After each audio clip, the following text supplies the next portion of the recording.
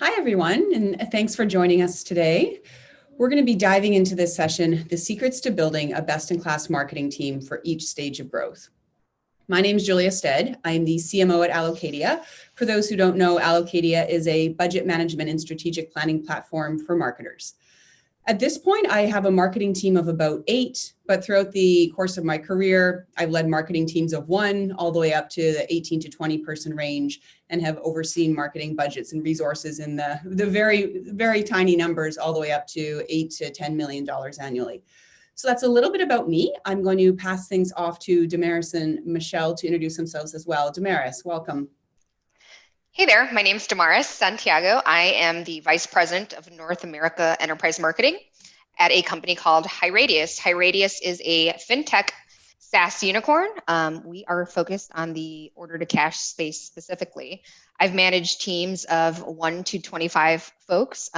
Inclusive within those teams have been things like marketing, product, and operations, and inside sales. I've managed budgets in the range of 1 to about $6 million. Hi, I'm Michelle Burrows. I'm the CMO of Procare Solutions. I currently have a team of 7. I have been the first and only marketer at small startups and had budgets of a couple of $100,000 all the way up to 55 million. And Procare does software for childcare centers. So think after school programs, enrichment programs, etc. And it's really nice to be here. Thanks. Well, thanks to you both for joining me. We're going to keep today's session very conversational. We'll move forward quickly since we don't have a ton of time, but we'll certainly leave some time at the end for questions from the audience. So we encourage you to pop questions into that box at any point, and we'll leave time at the end to address them. To frame our discussion for today, we really wanted to first take a little bit of a step back and look holistically at marketing investment. And when we're talking about growing a team, people really are the foundation and the heart of a successful marketing team, but they're not the only component of how you grow the function of marketing at an organization. So we'll be talking about people a lot, but also looking at that mix of people, programs, and technology and how they all fit together, at what point you need to lean in and invest more in certain areas, and also what pitfalls to stay away from to make sure that you're not over-investing in one area at the expense of starving in another. So with that, let's just go ahead and dive into our discussion today. So first, we wanted to kick things off talking about early stages of growth, talking through what are some of those first key hires that you make, what are some outsourcing choices you need to make, what does the right leader look like when you're really at that small, scrappy stage of startup life. So let's start with you, Michelle. What's your take on this one? So as I mentioned, I've been the first marketer, and I forgot to say I've also managed teams up to 35 with budgets of in excess of 50 million.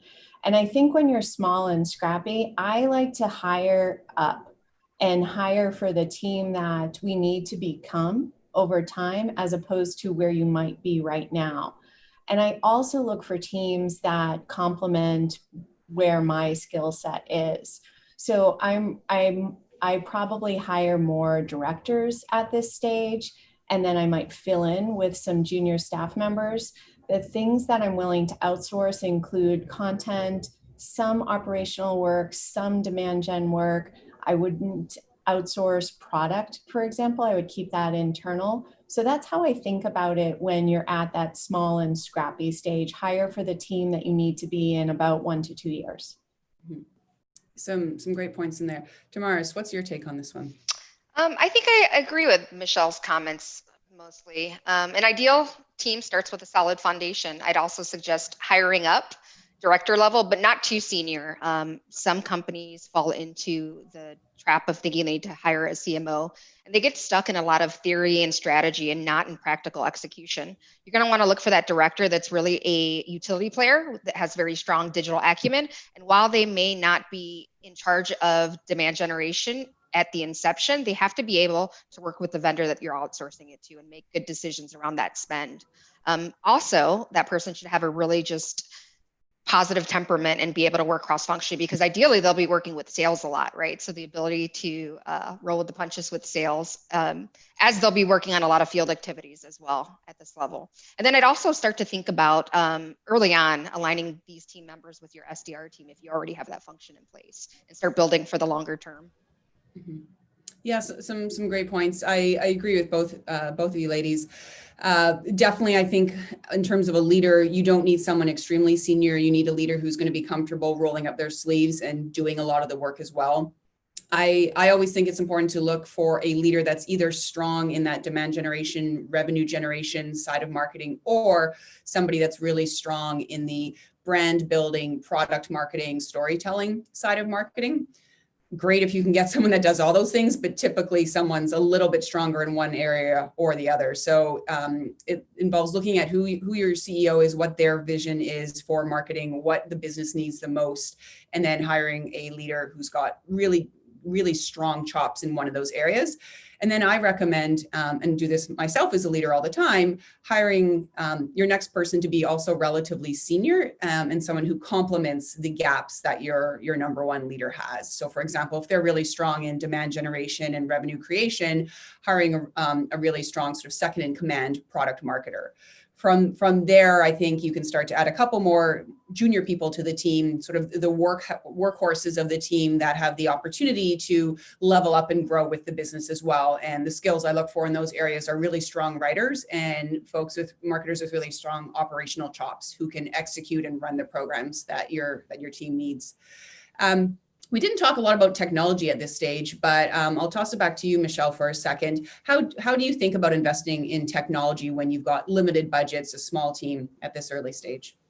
So I think about it as investing in the core. So obviously marketing automation is a core, perhaps chat technology is a core foundational element. And then I think as you look to scale your team, then you can also look to scale your marketing stack. You don't want things too unbalanced, and investing in a ton of technology that your team can absorb, learn how to use, scale, etc. So you have to sort of go slow in order to eventually go fast. Yeah, I mean, that line right there, I think could be applied to a lot of different facets of growing in that early stage. Damaris, what's your take on tech in the early stages? Yeah, I agree with that. I'm a big proponent of tech and marketing automation, but I understand that at this stage, you're not going to really have too much of a need for it. You're going to want a core system that you can like build landing pages and emails in on the fly, and train the whole team up of utility players on how to utilize that system and build programs out for success and repeatability. Yeah, I agree with you both. You need that core, the spine, I think of it as, of marketing organizations, the marketing automation system, and then being cautious and going slow with adding too much technology expense at the beginning, because most contracts are long-term, right? You need to be flexible and agile with your spend at the early stage. And sometimes you need to contract before you expand more, and you don't want to be locked into big, expensive, heavy long-term contracts at that early stage. So moving on to that next stage of growth, scaling up. And when we talk about scaling up, we're thinking about when you hit that, say, 25 to 50 million range, when you're starting to build out a bigger marketing organization. What does this look like? What are sort of the key indicators for when it's time to invest in a larger team in-house? And how does the composition of the team and the leadership change as you're scaling up? Damaris, I'll toss this one over to you first. Sure. Lots of times that's driven by a revenue change, right? Inflection point. So now you need to grow or scale. And usually in terms of marketing, you want to grow by filling your gaps. You'll begin growing sub-functions like product marketing and communications, maybe areas that you weren't focused on too specifically before. Also, you're going to want to double down on marketing operations. We talked about that initial foundation that you'll build at inception, but here's where you want to spend your next time and attention and focus on will be in operations. You'll want to just relook at your automation system, audit your processes, integrate your systems together, and really clean up your data, and then look to hiring a marketing operations person in-house.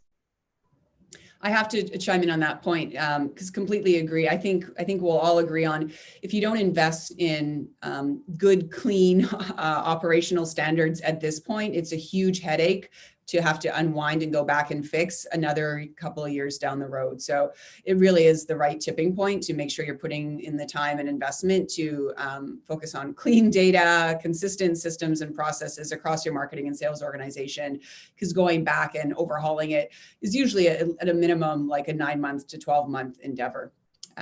So Michelle, what's your take on scaling up the team and how the composition changes? Well, first, that is such a good point about investing in data. And data integrity is sort of something that most of the company probably doesn't want to talk about. It's not the sexiest thing. It's not a new brand campaign. It's not an overhaul of a sales process, etc. But it is absolutely core. So I think of a couple of things. And I agree with everything that you've both said in terms of now you start investing in maybe some content folks, a product marketing person, etc. I also would emphasize that at this stage is really where you need, instead of a marketing leader, a market leader, a CMO that has a vision that's closely aligned with the CEO, who understands the market really well. And also it's time for an investment in your marketing stack. So while your stack might have looked like a pancake in the early days, now it's time to add on some layers. So you might think about an ABM platform. You might think about form append, anything and everything that makes things that you're doing go faster and be able to scale quickly. Because usually at this stage in the game, you're looking to double, triple revenue fairly quickly. Yeah, those are great points. I loved what you said about the leader and shifting the focus from a marketing leader to a market leader. Couldn't agree with more with you on that one. I think the role of the leader changes, right? It's more about collaborating with the executives, with the CEO, figuring out the market strategy, the company growth strategy, and then really being a people leader as well, and making sure that you've got the right senior marketing team in place to basically run the marketing side of the role. I would also agree with what you were saying, Damaris, about the different functions that you're building out. I think of it at that stage, it's basically 5 or 6 different areas of marketing. You've got your demand gen, your product marketing, your communications, which can cover that umbrella of PR and AR and content. At this stage, I think also operations, building out a strong operations team, and then customer marketing as well, I've seen become its own unique designation within marketing at this point. And then last but not least, this is at sometimes the right time to bring more design in-house, which is a good segue into what do you actually outsource at this stage? If anything, you're scaling up, you're bringing more expertise in-house, you're investing more in technology. What pieces would you outsource still at this point? Damaris, I'll toss that one over to you. Yeah, I start to bring things in-house at this point, specific to demand generation, right? So the folks that are running those paid media campaigns will definitely come in-house. In terms of outsourcing, I will continue to outsource some specialized content creation, right? Because as you start to specialize, you find that you spend time talking about specific verticals or products, and sometimes you just don't have that bench in-house. So that's usually what I'll continue to outsource. Mm-hmm. And Michelle, what are you outsourcing at this stage? I would echo most of what you just said. I would also add, I might still outsource website development. I want us to be really good at what our core functionality is and where we need to be as a market leader, as opposed to keeping up to date on the latest and greatest in website technology. That's probably something I would still outsource. But as Damaris noted, I would probably bring in a lot of the media campaigns, running media campaigns, etc. Yeah, I would agree. One area that I personally outsource for a fairly long time is digital advertising, unless, and that's because I've been at companies where we just don't do a huge volume of paid search or other types of digital advertising. We do enough to help grow the business and sort of provide air cover, but it's not one of the number one channels. So for me, that's an area that I typically outsource until I've got a 15 to 20 person team as well. And it makes sense to have a dedicated resource in-house instead of an agency for that piece. At this stage as well, when it comes to scaling up, any pitfalls from a hiring perspective, whether it's the leader or the different folks on the team in terms of going too senior, going too junior? How do you think about the composition of the team at this point and sort of balancing the levels of expertise? Michelle, I'll toss this one back to you to start. So I really think about the team dynamics a lot more than I think about the individual skill set. So if, for example, I've started with someone on the marketing operations side who is highly analytical, the person I want to add is someone who complements that, doesn't lean way on the other side of creativity, but really a team that complements each other so that we can gel, bring in a variety of perspectives, of diversity, of thought into your team. So I think about it more like that as opposed to you must have this specific skill set. The other thing I would add in terms of what the market leader needs is it depends on the type of company. So you talked about, ideally you have both brand and demand, but depending on what kind of category your company is, you might need a very, very different leader. So if you're creating a category that hasn't existed before, you probably need someone that is more of a storyteller versus if you're in a highly fragmented, competitive market, you might need more of a demand marketer. But ideally, you have someone who has both of those skill sets. Yeah, that's a great point. I totally agree. And if you think about the importance of the role of the CEO at making these decisions as well, if you've got a CEO that's got a really strong product vision and feels passionate about the story of the company, you might not need a marketing leader that's as strong in that area. They can kind of take the ball and run with it versus if you've got a CEO and founding team that's maybe just more focused on the technology or different or the revenue side of the business, then that would be a perfect example where you need more of that storyteller marketing leader on the team. Damaris, any final thoughts on this before we kind of wrap up and move to Q&A? I think I agree with all the previous points. The other things I would caution on is hiring too junior, right? There's a temptation to keep operational budgets low and hire a ton of folks that are junior, but you'll spend a ton of time just getting people up to speed and not actually executing. The other thing I would think about as a CEO is how my marketing and sales leaders are getting along. That relationship will be the single most important relationship to help you scale and speed to market. Yeah. Such a great point. Yeah, absolutely agree with that. So just to quickly wrap up, and then we'll answer some of the questions right away. Some key takeaways here: making sure you're really picking the right level of leader for the stage of growth you're at, not hiring too junior or too senior. Making sure to hire for your weaknesses. So look at the composition of your marketing leader, and then making sure that they're hiring for gaps in their areas of expertise. And then really keeping your areas of competitive advantage in-house, stuff like product marketing and not outsourcing those key areas. So at this point, let's move on into the Q&A section. I'm going to go ahead and stop sharing my screen so that we can see the panelists a little bit more clearly here. Okay, first question that came in here. Just looking for some clarity around when we're talking about hiring a director level person in the early stage, what we're looking for there. Are there currently any other marketing employees on the team? What would their roles and responsibilities be like? And what would sort of the profile of person look like? Someone from a large established enterprise, someone that's got more startup experience. Michelle, I'll toss this one over to you to answer first. Wow, there's a lot to unpack in that question. So early stages, you might be the first marketing hire, perhaps. So, and in terms of the type of budget you might expect, I mean, it just really depends. It depends on where you are. It depends on, does the company have a well-established or somewhat of an established brand, and they have a website and they have things clicking along and they've sort of been doing a bootstrap kind of thing. In terms of where does that person come from?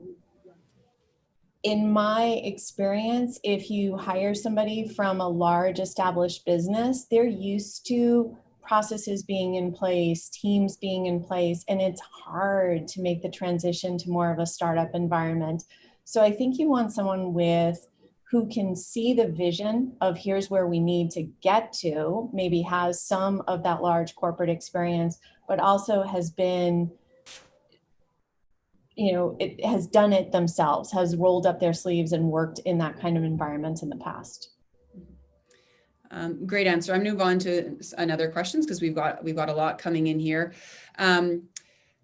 Damaris, I'll pass this one over to you. To generate new business for a company, would you recommend hiring an SDR or marketer? Right now, at this particular company, sales are coming predominantly from the founders. So where do you see the best quick returns, SDR or marketing? So it probably depends on who that founder is and how fast he wants to see returns. I